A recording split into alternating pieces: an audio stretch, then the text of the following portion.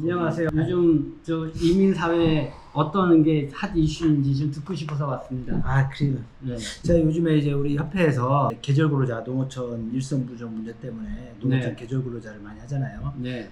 저희가 이제 지자체 몇 군데에 결혼 이민자 가지고 친인척으로 해서 음. 한 200명 정도 입국을 했죠. 200명? 네. 어. 그 업무 때문에 지금 정신이 없었어요. 네. 얼마나 걸려요? 200명 정도 신속하게 들어올 수 있나? 이제 준비서부터. 쏠림 현상이 있잖아요. 이제 네. 출입국에서도 지자체별로 배정된 인원을 서류를 두면 출입국에서도 심사를 할 때 또 밀리니까 네. 사증 나오는 기간도 좀 길고, 네. 그리고 거기서 사증 비자가 나왔는데 베트남이면 베트남에 가서 네. 건강검진이나 범죄 경력이나 네. 준비해서 한국 대사관에 가서 네. 그럼 또 심사 기간 한 10일에서 한 14일 정도, 그럼 또 나와서 비행기 티켓 해서 이렇게 와야 되는데, 고용주가 한 명이 만약에 9명 쓴다 그럼 9명이 비자가 똑같은 날짜에 똑같이 오면서 9명이 똑같이 들어오면 되는데 네. 크게 따로따로 돼요. 한꺼번에 못 들어오죠. 아우, 굉장히 네. 좀 여러 번 일을 하게 돼요. 네. 그런 문제도 있고, 또 뭐 결혼 이민자 근로자가 와서 적응을 잘 하기도 하지만은 농촌 일이 쉽지가 않아요. 어려워요. 일이 힘들고. 그래서 너무 힘드네, 못하네, 나 돌아가네, 어쩌네. 아니면 그런 일들이 좀 많이 있었습니다. 얼마나 걸려요? 그러니까 계절 근로자를 한 명 이렇게 들여오고 싶다, 농가에서. 네. 그러면 뭐 이렇게 신청하면서부터 들고 오기까지. 저희가 서류를 비자 발급, 사증 발급 신청 서류를 군에 시군구에 네. 보내면 그 보낸 날짜부터 해가지고 근로자가 들어오는 기간까지 보면 한 2달 정도 걸렸던 것 2달? 같아요. 2달 정도. 그러면 인력을 필요로 할 때쯤 하면은 2달 걸려서 들어오면은 제때 그 인력이 활용이 되는 거예요? 그렇죠. 이제 되긴 되는데, 네. 그러니까 저희가 이제 얘기를 할 때는 좀 미리미리 준비를 해놓고 그래야겠네. 해야지. 그러니까 이제 올해 상반기가 이제 3월달, 4월달에 이제 근로자들이 이제 많이 필요한 시점이 돼요. 농촌이. 그렇죠. 그러면은 3월달이면 2월달에 비자가 나와 있으면 되잖아요. 그렇죠. 왜냐면 이번에 또 봄에 뭔 일이 있었냐면 3월달에 다 들어와야 되는데 비행기가 없어. 비행기가 없어서 비행기 표만 막 70만 원, 80만 원, 90만 원이 됐어요. 그러니까 이제 근로자들 입장에서는 조금만 더 있으면은 비행기 값이 떨어지는데 나 좀 더 있다가 들어가면 안 되냐. 베트남 얘기는. 네, 그러니까는 고용주 입장에서는 좀 빨리 들어와서 일해주 그런 현상이 또 있었어요. 그래서 좀 빨리 들어와라. 비행기 값 너무 비싸다. 좀 더 있다 들어갈게. 뭐 이런 문제도 좀 있었고요. 요번에 이렇게 200명 베트남 쪽에서 몇 개의 농가예요? 몇 개 농가? 지자체가 몇 군데? 지자체가 한 4군데 된다. 요번에 처음 이렇게 도입을 하신 거예요?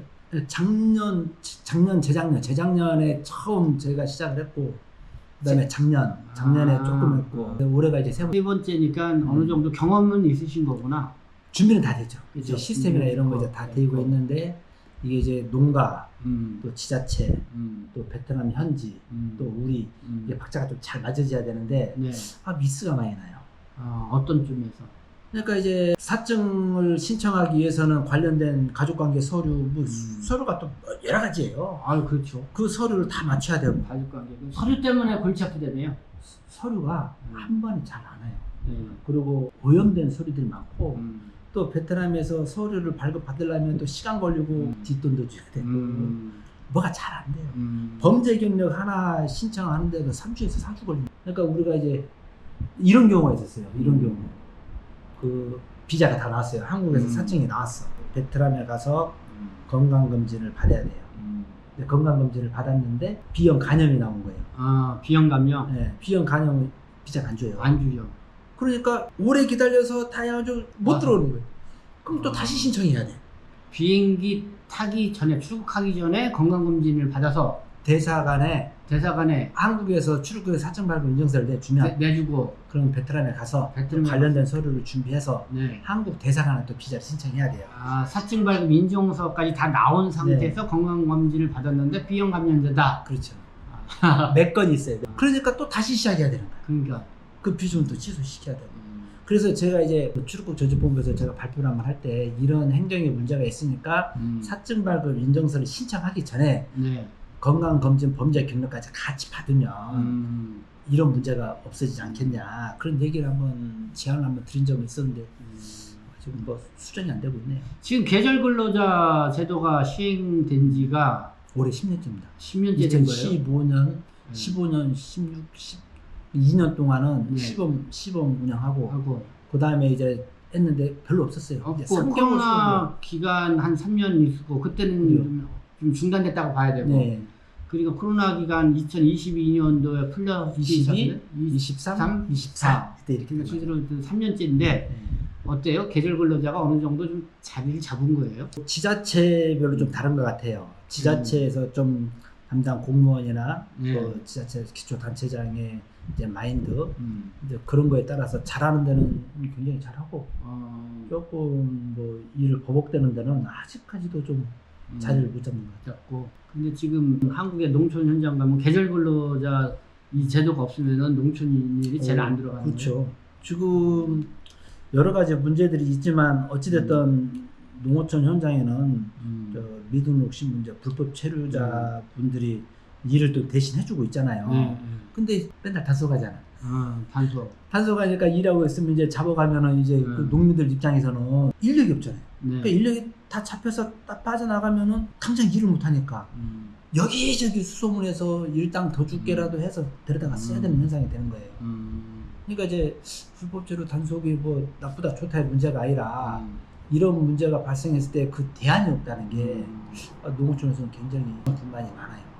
그리고 이제 농가분들 얘기를 들어보면 불법 체류자를 고용하는 게 더 편해요. 아무래도 합법화 체류하는 사람들 있으면 행정적으로 행정적인 다 해야 게 되잖아요. 많으니까. 근데 불법 체류자 같은 경우는 이 일 해줘, 이만큼 줄게 이것만 맞으면 다 되는 거예요. 그리고 그분들은 한국에서 일을 오래 했기 때문에 일도 잘해. 그러니까 이제 합법적인 이제 계절 근로자가 이렇게 딱 오면은 적응하고 일 배우는 시간이 고용주 입장에서는 이제 답답한 거죠.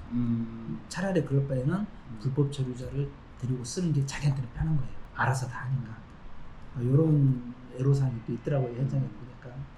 근데 지금 계절 근로자를 시행을 한다고 하더라도 농촌의 일손을 계절 근로자들도 충분하게 다 충당하기가 시스템적으로 어렵잖아요. 어렵죠. 그러니까 현실적으로는 불법 체류 외국인 노동자들이 많이 일을 하고 있다. 이렇게 봐야죠. 그렇죠. 그리고 이제 실질적으로 이런 얘기는 예전부터 있었잖아요. 불법 체류자 분들이 없으면 실질적으로 농어촌에서는 일이 안 돼요. 안 된다. 일이 안 되면은 농산물 가격이 올라갈 수가 올라가는 것이고 결국은 온 국민이 피해를 보는 거예요. 그러니까 현실적으로 서로 공존할 수밖에 없는 그런 건데. 근데 또 신분이 그러다 보니까 항상 불안하고. 그러니까 어쨌든 불법 체류로 인력을 쓰는 거를 최소화시키기 위해서 계절 근로자를 도입을 한 건데 지금 계속 이제 계절 근로로 이렇게 베트남 쪽에서 이렇게 좀 도입하는 거를 실무적으로 쭉 해오셨는데 지금 봐서 좀 하고 싶은 말씀. 저는 좀 이거를 저희가 우리 이제 협회에서 법무부에서 좀 도와달라고 그래서 우리가 좀 나서서 좀 한번 해보는데 일단 정부 이제 법무부가 이걸 담당을 하니까 법무부는 이제 지자체에다 떠넘기고 지자체는 지자체가 알아서 해야 되는데 또 지자체 담당자 분들은 외국인 업무를 잘 몰라요. 외국인 본 적도 없고 그리고 담당자가 관련된 전문적인 지식이 있는 것도 아니고 행정이 밝은 것도 아닌데 이 업무를 해야 되니까 굉장히 버거운 거예요.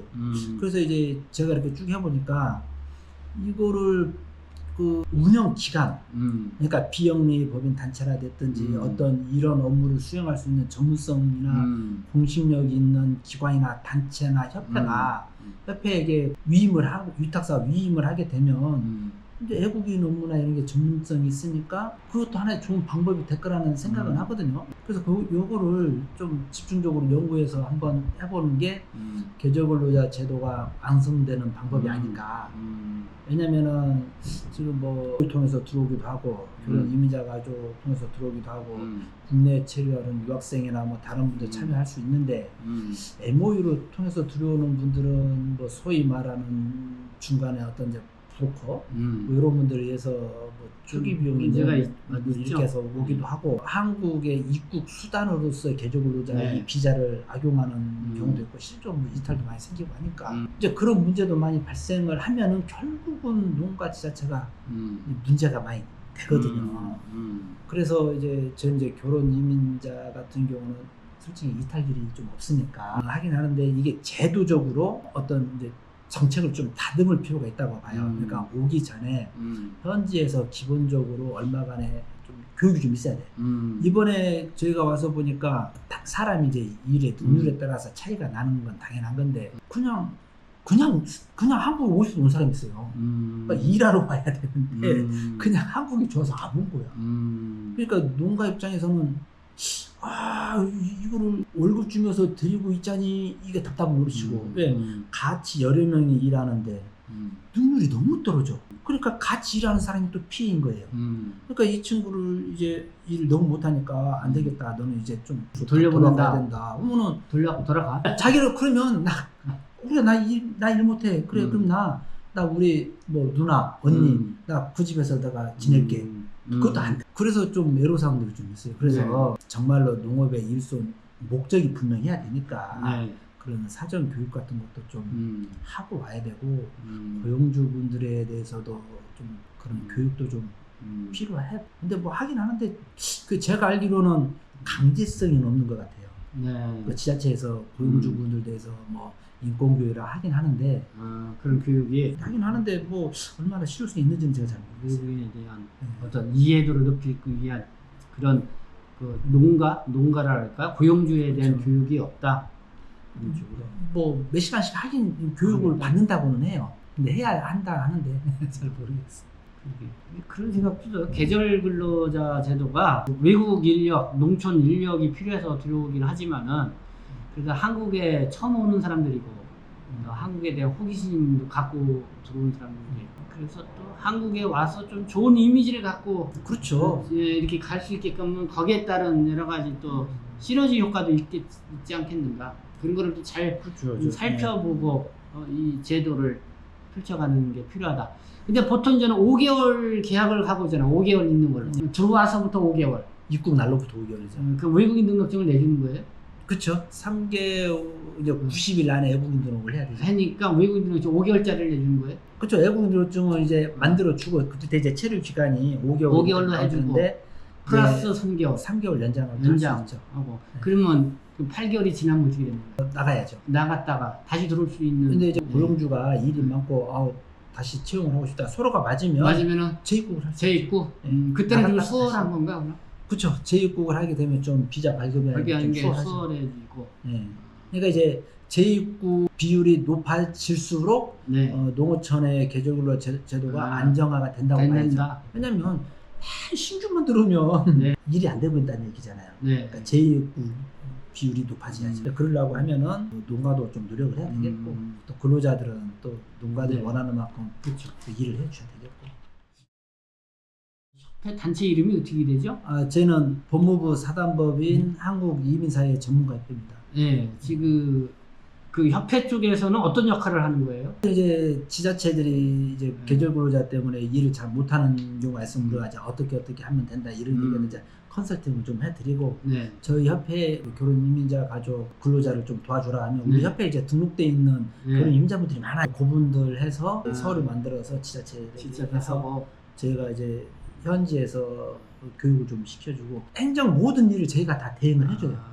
그러면은 위탁을 받고서 하는 거예요? 지자체가 정상적으로 위탁 업무를 뭐 계약서를 쓰고 하진 않아요. 그래서 농가분들한테 얘기를 해서 농가분들이 원하면 농가분들하고 같이 해서 저희 군에 오시면 저희가 그걸 해드리겠습니다.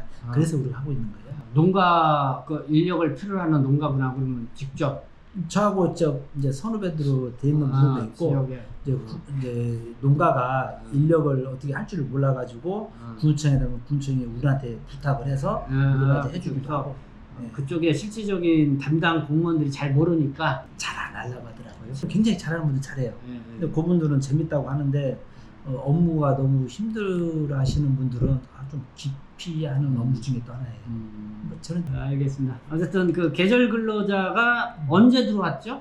200명이 3월 달부터 계속 들어왔죠. 계속 들어왔고 아직도 못 들어온 분이 몇 분 계세요. 200명 중에 네. 그렇죠.